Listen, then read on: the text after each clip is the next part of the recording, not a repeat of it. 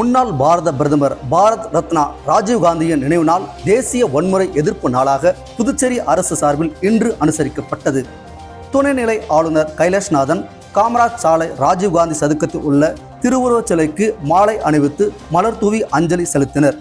நிகழ்ச்சியில் சட்டமன்ற உறுப்பினர் ராஜவேலு, சாய்ஜே சரவணகுமார், சிவக்கொழுந்து, ஏகேடி ஆறுமுகம், அழகு என்ற அழகானந்தம், நாராயணசாமி, ரவிக்குமார், தலைமைச் செயலாளர் சரத் சௌஹான், செய்தி மற்றும் விளம்பரத்துறையின் இயக்குனர் சுரேஷ்ராஜ் ஆகியோர் நிகழ்ச்சியில் கலந்து கொண்டனர். நிகழ்ச்சியில் அனைவரும் வன்முறை எதிர்ப்பு நாள் உறுதிமொழியை ஏற்றுக்கொண்டனர். அதனைத் தொடர்ந்து மக்கள் மாளிகையில் வன்முறை எதிர்ப்பு நாள் உறுதிமொழி ஏற்கப்பட்டது. துணைநிலை ஆளுநர் முன்மொழிய மக்கள் மாளிகையில் அதிகாரிகள் மற்றும் ஊழியர்கள் உறுதிமொழி ஏற்றனர். துணைநிலை ஆளுநரின் செயலாளர் உடன் இருந்தனர். பெட்ரோல் மற்றும் டீசல் விலை உயர்வை கண்டித்து இந்திய கம்யூனிஸ்ட் கட்சியினர் புதுச்சேரியில் கண்டன ஆர்ப்பாட்டத்தில் ஈடுபட்டனர்.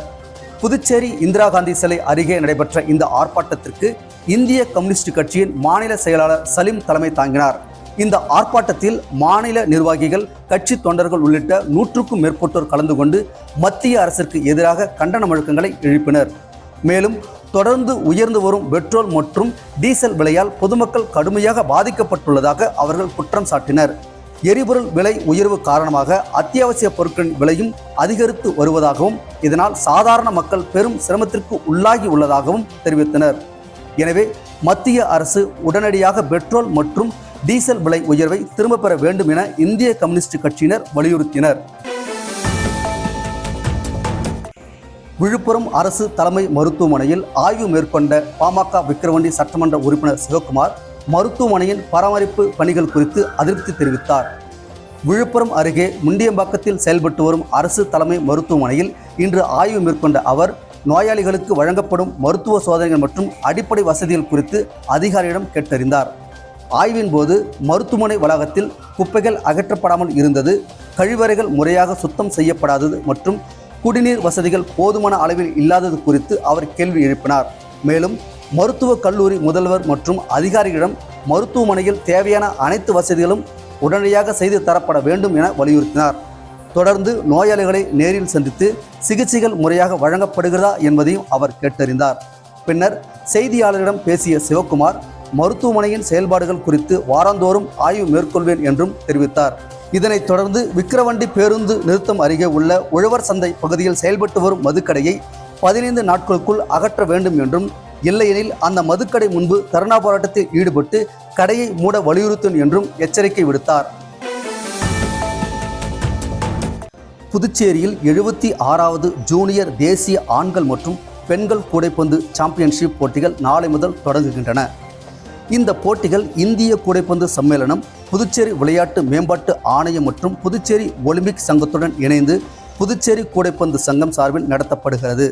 இது குறித்து புதுச்சேரி கூடைப்பந்து சங்க தலைவர் ரான்சன் தாமஸ் செய்தியாளர்களிடம் பேசிய போது, போட்டிகள் நாளை முதல் 29ஆம் தேதி வரை புதுச்சேரி உப்பளம் ராஜீவ்காந்தி உள் விளையாட்டு அரங்கில் நடைபெறும் என்றும் தெரிவித்தார்.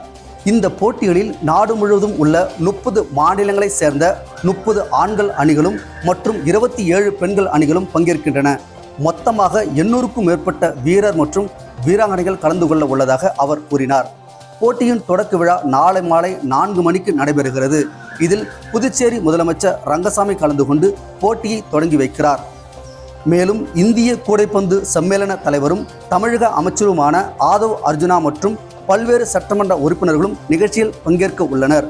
இந்த போட்டிகளின் மூலம் 30க்கும் மேற்பட்ட வீரர் வீராங்கனைகள் சர்வதேச மற்றும் ஆசிய அளவிலான போட்டிகளில் பங்கேற்க தேர்வு செய்யப்பட உள்ளதாகவும் தெரிவிக்கப்பட்டுள்ளது. இதற்காக சர்வதேச நடுவர் குழுவும் புதுச்சேரி வந்துள்ளதாக ரான்சன் தாமஸ் தெரிவித்தார். இந்த செய்தியாளர் சந்திப்பில் சங்க செயலாளர் ரகோத்தம்மன், பொருளாளர் பிரகாஷ் சாண்டு மற்றும் நிர்வாகிகள் கலந்து கொண்டனர். திருக்குனூரில் இருசக்கர வாகனம் திருடிய நபரை போலீசார் கைது செய்து திருடப்பட்ட வாகனத்தை பறிமுதல் செய்துள்ளனர். விழுப்புரம் மாவட்டம் பனையபுரம் பகுதியைச் சேர்ந்த முருகன் என்பவர் கூலி தொழிலாளியாக பணியாற்றி வருகிறார். இவர் கடந்த 13ஆம் தேதி தனது இருசக்கர வாகனத்தை வீட்டின் அருகே நிறுத்தி வைத்திருந்த நிலையில் மர்ம நபர்கள் வாகனத்தை திருடிச் சென்றதாக கூறப்படுகிறது. இதனால் அதிர்ச்சியடைந்த முருகன் பல இடங்களில் தேடியும் வாகனம் கிடைக்காததால் திருக்குனூர் காவல் நிலையத்தில் புகார் அளித்தார். இந்த புகாரின் பேரில் திருக்குனூர் காவல் நிலைய சப் இன்ஸ்பெக்டர் கோவிந்தராஜ் தலைமையிலான போலீசார் வழக்கு பதிவு செய்து தீவிர விசாரணை மேற்கொண்டனர். மேலும் சம்பவம் நடைபெற்ற பகுதியில் உள்ள சிசிடிவி கேமரா காட்சிகளை ஆய்வு செய்து சந்தேக நபர்களை கண்காணித்தனர். விசாரணையில் தென்னமாதேவி பகுதியைச் சேர்ந்த கோபால் என்பவர் இருசக்கர வாகனத்தை திருடியது தெரிய வந்தது. இதையடுத்து போலீசார் கோபாலை கைது செய்து அவரிடமிருந்து திருடப்பட்ட வாகனத்தை பறிமுதல் செய்தனர். பின்னர் கைது செய்யப்பட்ட கோபாலை நீதிமன்றத்தில் ஆஜர்படுத்திய போலீசார் நீதிமன்ற உத்தரவின் பேரில் காலாப்பட்டு மத்திய சிறையில் அடைத்தனர்.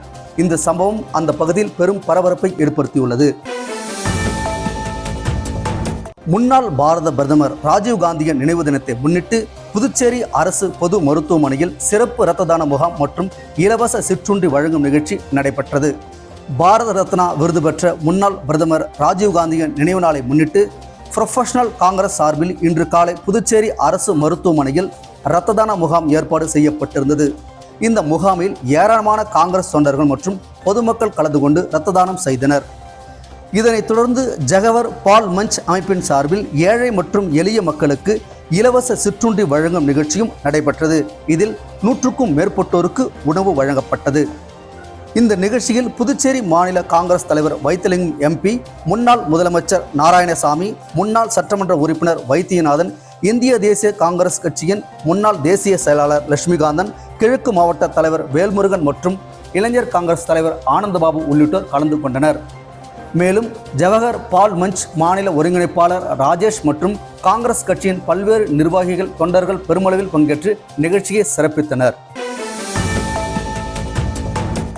விழுப்புரம் மாவட்டம் திருவக்கரை வக்கரகாளி அம்மன் கோவிலில் நடிகரும் லட்சிய ஜனநாயக கட்சியின் கொள்கை பரப்பு செயலாளருமான தாடி பாலாஜி சுவாமி தரிசனம் செய்தார். வானூர் அருகே உள்ள பிரசித்தி பெற்ற ஸ்ரீ வக்கரகாளி அம்மன் ஆலயத்திற்கு இன்று வந்த தாடி பாலாஜி தமிழக முதல்வர் விஜயின் புகைப்படத்தை எடுத்துச் சென்று அவரது நலன் மற்றும் மக்கள் சேவைக்காக சிறப்பு வழிபாடு மேற்கொண்டார். இந்த வழிபாட்டின் போது முதல்வர் விஜய் பெயரில் சிறப்பு பூஜைகள் நடைபெற்றதாக கூறப்படுகிறது. பின்னர் கோவில் வளாகத்தில் பக்தர்கள் மற்றும் கட்சி நிர்வாகிகளை சந்தித்த தாடி பாலாஜி முதல்வர் விஜய் மக்கள் நலனை கருத்தில் கொண்டு சிறப்பாக செயல்பட வேண்டும் என்றும் தமிழக மக்கள் அமைதியுடனும் வளமுடன் வாழ வேண்டும் என்று வேண்டிக் கொண்டதாக தெரிவித்தார். இந்நிகழ்வில் கட்சி நிர்வாகிகள் மற்றும் பக்தர்கள் பலரும் கலந்து கொண்டனர்.